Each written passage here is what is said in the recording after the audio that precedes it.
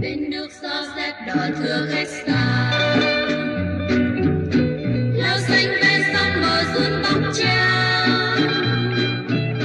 Đêm nay không gian chìm trong gió bão, con đò sáng ngang kề lúc vắng bóng người chiến sĩ xưa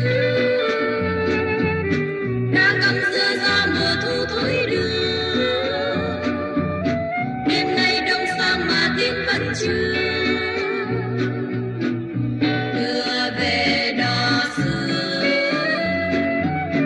mà đoàn hùng binh âm thầm sông lưu trong xưa.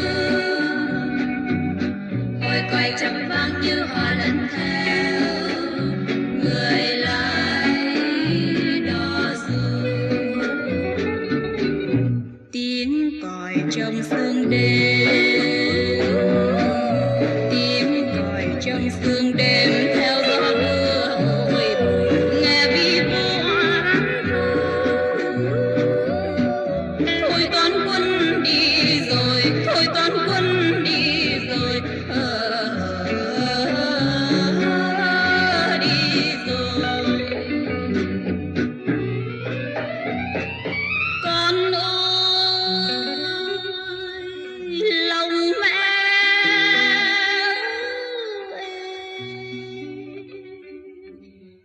thương cho chồng mây dặm sơn khê.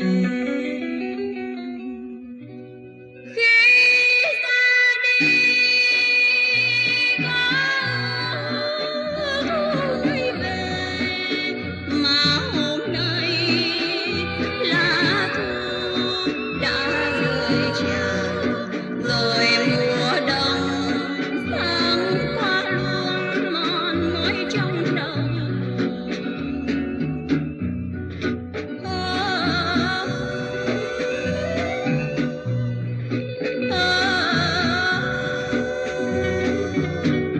Tiếng còi trong sương đêm,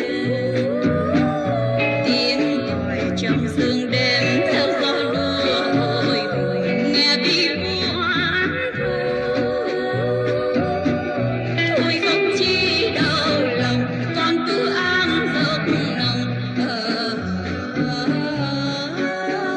bên lòng.